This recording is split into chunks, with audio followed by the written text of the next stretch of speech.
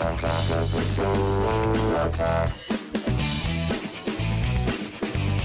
right, as Candace just told you in the feed, Google is going to solve our lady driver problem forever. You should buckle up anyway. It's The Loop.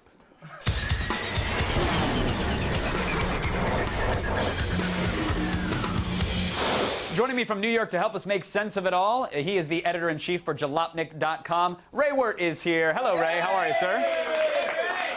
I'm doing peachy. How you doing? Very well, sir. Let's talk about Google's motivation here real quick. I mean, we got the gist of the story in the feed, which is they've had these automated cars on the road for a little while now. But why is Google getting into the self-driving car business? Is this just so they have a way to transport their cyborgs when they eventually take over the world? Well, you took the words right out of my mouth. Actually, it's because Google has always made this expressed want and desire to use technology to solve really, really big problems. And things like car safety and fuel economy and a huge windshield to put up ads on are the three biggest problems that Google thinks that the lack of sexting safely while driving is an issue that I face every day. So if I could have that taken care of with a robot driver, I'm all for it. But a couple bloggers and tech writers have spotted these cars in the wild since, I believe, last November. But at the time, they thought that they were the Google mapping cars. Do we know how long Google has actually been testing these autonomous vehicles? Well, it looks like Google's been testing these vehicles for about a year now. And in that year, they've logged about 140,000 miles on public roads. And how many casualties? Because we know they can just Photoshop out the dead bodies on Street View. Sometimes they miss a few, but I mean, how safe have the tests been?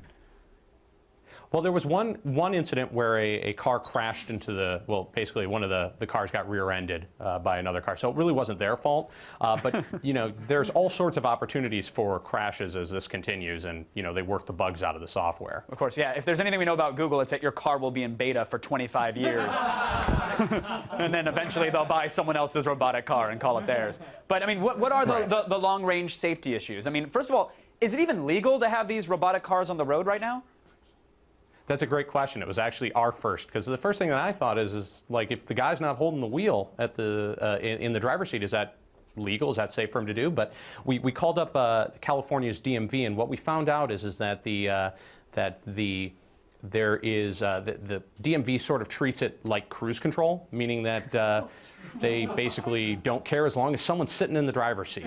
Wow, that's awesome. It's just like your car maintaining the speed that you're putting at, except for the dramatic turns of the wheel that could kill pedestrians. I'm assuming they have technology that can detect all sorts of stuff like other cars, lane changes, pedestrians, and the like. Well, the car has a couple of different advanced technologies, including a laser detector, radar detector, cameras, and, of course, the ability to connect directly to the Google Maps system. And at what point does it just become cheaper to hire a driver? Do we know how much this would actually cost to have all these webcams and laser technologies on a car? If you have to ask, it's too expensive. But I mean, this is Google, right? So yes, right now it's probably hundreds of thousands of dollars per car. But I'm assuming that in the coming years they'll be able to really miniaturize this, get it compact, do some off-the-shelf components, and make it happen, right?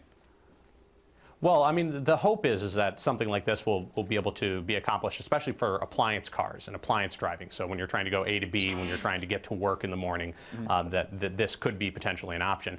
But I think that this is sort of like seeing a fight between Popular Mechanics and Popular Science covers on which comes first, the flying car or the driverless car. Right. 2012 comes first, and it doesn't matter. But I mean, what do you think, Ray? Is this in our lifetime? Maybe the flying cars aren't happening in our lifetime, but I mean, I would actually trust a robot to drive my car far better than I ever could in any condition.